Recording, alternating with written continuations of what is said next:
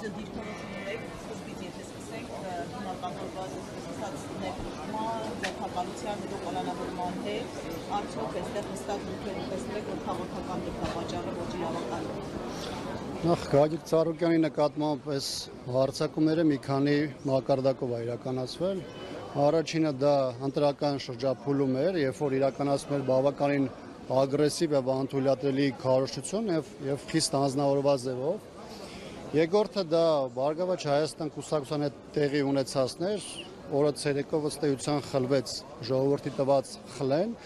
քվեն եւ բացարձակ ապօրինությունների ճանապարհով Բարգավաճ Հայաստանին թույլ չտրվեց մուտք գործել խորհրդարան։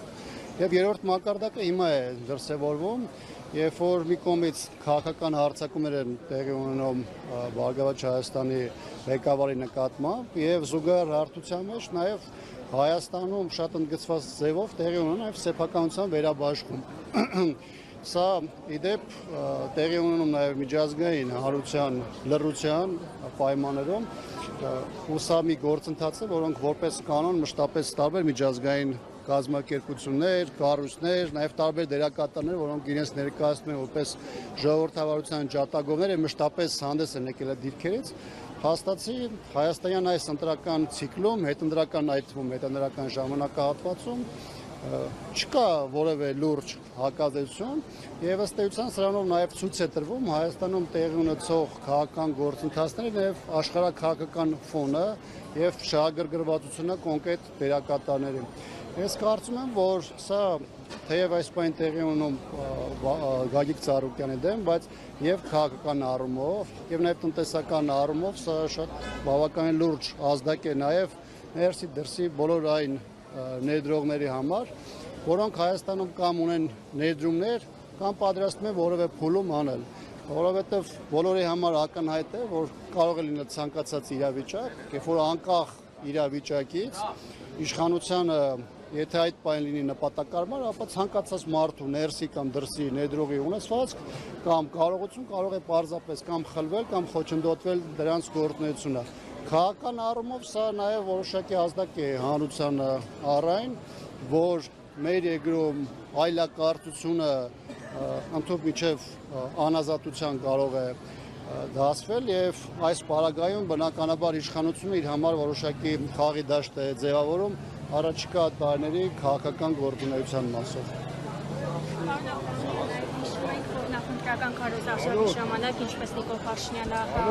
ինչ հայտարարություն կատարեց եւ Սերժ Սարգսյանի եւ Ռոբերտ Քոչարյանի եւ Զավել Կարապետյանի եւ Գագիկ Ծառուկյանի վերաբերյալ սա կարող է դիտարկել, որ այդ գործողությունների նախերգանքն է եւ հասնելու է ինչպես Ռոբերտ Քոչարյանին, այնպես Սերժ Սարգսյանի եւ Զավել Կարապետյանին, որ կարող են կազմակերպել։ Տարբեր փուլերում ենք ականատես ենք եղել այնպիսի գործընթացի, երբ որ քաղաքական տարբեր ամբիոններից, խորհրդանից կամ խորհրդանից դուրս հայտարարվել է կոնկրետ քաղաքական թիրախի մասին, իրավապահ համակարգը հրապարակային հանձնարարություն է ստացել քաղաքական իշխանությունից եւ անցել է առաջ։ Նաեւ սրանով պայմանավորված է դուք քվարկեցիք մարդկանց, որոնք տարբեր քրեական գործերով անցնում են, Զավել Կարապետյանը այս պահին նաեւ սահմանափակումներով տնային կալանքի ռեժիմում է, Սերժ Սարգսյանի նկատմամբ անընդհատ քրեական գործեր են հարուցվում, Ռոբերտ Քոչարյանի նկատմամբ քաղաքական հետապնդումները շարունակվում են, այսինքն այն ինչ որ դուք ասում եք, դրանք այդ process-ներ են, որոնք ոչ միայն դրանց անոնսը արվել է, ոչ միայն իրավապահ դատաիրավական համակարգին այդ քաղաքական հանձնարարությունը իջեցվել են, այլ process-ները գնում են։ Դե դրանք ինչ դրսևորումներ կստանան, ինչ սրություններ կստանան, կալանավորումները ինչպիսի շարք կունենան, դա արդեն երևի կախված է թե իշխանությունը որ պահին, որ իրավիճակում, որ առաջնահերթ կամարի։ Այս պահին խնդիրը երկու մասով է արտահայտված եղել։ Մի կողմից ամեն ինչ անելու, որպեսզի Բարգավաճ Հայաստանը մուտք չգործի խորհրդարան եւ ըստ այդմ խորհրդանի ներսում իրերի դասավորությունը չփոխի, եւ երկրորդը ցույց տալ, որ ցանկացած ուժ, որը կփորձի խնդիր ստեղծել իշխանության համար, նա այս տեսանկյունից շակերտավոր առումով կպաշտվի։ Անկախ նրանից թե այդ մարդը ով է, ինչ վաստակ ունի կամ ինչպիսի գործունեություն է ծավալում։ ընդդիմությունը իշխանության համար ինչ խնդիր է լուծում եւ արդյոք Նիկոլ Փաշինյանը ուղիղ հայտարարել էր ինչ էր արվում այս իրավիճակը կանխարգելելու համար, որտեվ անընդհատ պայքար է գնում Նիկոլ Փաշինյանի արածները, ասենք հետևանքների դեմ եւ որևէ կանխարգելիչ գործողություն չի արվում։ Կամ եթե գործ է առանձին ճակատներով են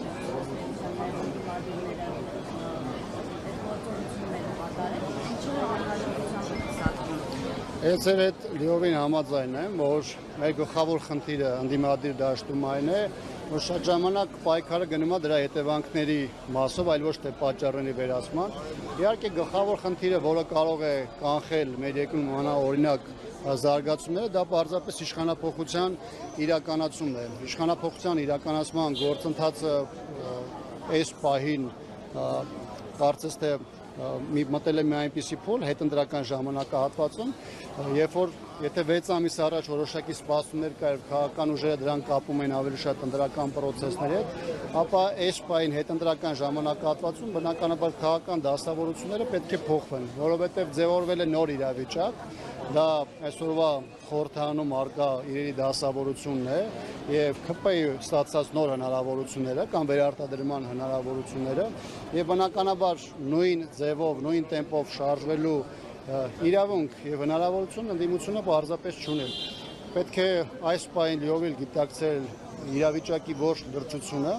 հասկանալ թե ինչպես է շարժվելու, հասկանալ թե որ հարթակներում որտեղ եւ ինչ կարող է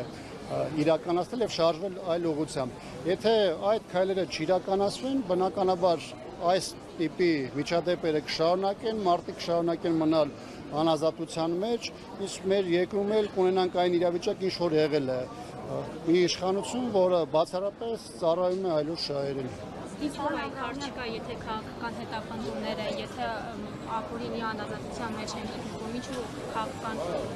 շարժում ակտիվություն չի ցուցաբերում։ Գիտեք, մեկ բան շատ հստակ կարող եմ ասել, համարել, որ միայն խորհրդանով կամ խորհրդանի միջոցով կարելի է խնդիրները լուծել, իշխանափոխության կամ իշխանության համար իրական դիմադրություն ստեղծելու առումով բնականաբար այդպես չէ, այսինքն երկու ուղղություն էլ եւ փողոց եւ խորհրդարանը ոչ միայն պետք է արդյունավետ գործեն, այլ դրանք պետք է իրենց քայլերում լինեն ներդաշնակեցված, անկախ այն հանգամանքից, որ քաղաքական տարբեր ուժեր երեք, հիմա կամ վաղը ունենալու են տարբեր հարցերի շուրջ տարբեր մոտեցումներ, բայց կարծում եմ կան գլխավոր ռազմավարական ուղղություններ, որոնց մասով շահերը պետք է որ իրական դիմադրի ուժերի համընկնի եւ դա հնարավորություն ստեղծի այս եւ մնացած բոլոր հարցերում հանդես գալ մեկ ընդհանուր դիրքերից։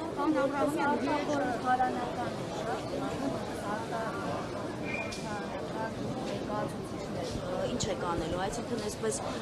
դուք էլ եք գալու հետևանքների դեմ պայքարելու թե որպես արտախորհրդարանական ուժ նաև ձեր օրակարգն եք ունենալու, որտեղ հիմա կարծես թե ավելի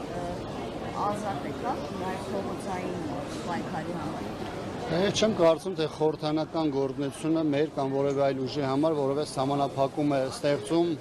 խորհրդանից դուրս ազատորեն գործելու առումով, հատկապես որ 21-ից 26 ժամանակահատվածում բոլոր փողոցային ակտիվ շարժումներում հանրապետականը եղել է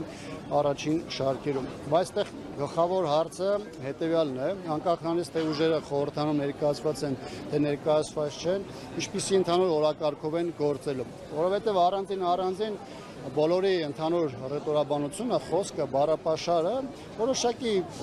փոփոխությունները ընդհանուր առմամբ նույնն է եւ կարծես թե պայքարը նույն թիրախի ուղղությամբ է, բայց միասնական առումով միջոցառումների, տարբեր կազմակերպված նախաձեռնությունների իրականացման առումով մենք ստեղ ունենք իհարկե լրջագույն խնդիրներ եւ դա է պատճառը, որ 20 թվականից հետո ունեցան 21, ունեցան 26 եւ հիմա էլ հետընտրական զարգացումների համատեքստում ավելի շատ խոսվում է քաղաքբանտարկյալների, նոր ձերբակալվածների, այլ ոչ թե մեր այն իրական խնդրի մասին, որի ուղղությամբ պարզապես աշխատել ենք այս ընթացքում։ Գալիս Սարուկյանին առնչվող այս բարությունները ուղիղ ասում են նաև քաղաքացիների վրա։ Օրինակ երեք Օրենջմոլում բողոքի ակցիա իրականացնողներն ասում են, ինչով ենք մեղավորում ենք մեր քաղաքական հայացքների համար, եթե հավասարապես հարկադրել ենք պետությանը։ Եվ նրանցից ոմանք այլևս գործելու հնարավորություն չունեին։ Այս հարցն էին բարձրացնում եւ հիշատակում են, որ հենց իրենց վճարած հարկերի շնորհիվ է դպրոց կառուցվում, կենսաթոշակ բարձրացում։ Ես կխնդրեմ ձեր արձագանքը այս քաղաքացիների հարցին։ Գիտեք, մարդը ընդհանրապես մարդկային կապիտալ այս իշխանության համար որևէ արժեք չուներ։ Իր համար կան դրված նպատակներ, իսկ այդ նպատակի համար ամենաանթույլատրելի, ամենահամբարոյական, ոչ օրինական միջոցները այստեղ կիրառվում է եւ իշխանության համար ընդհանրապես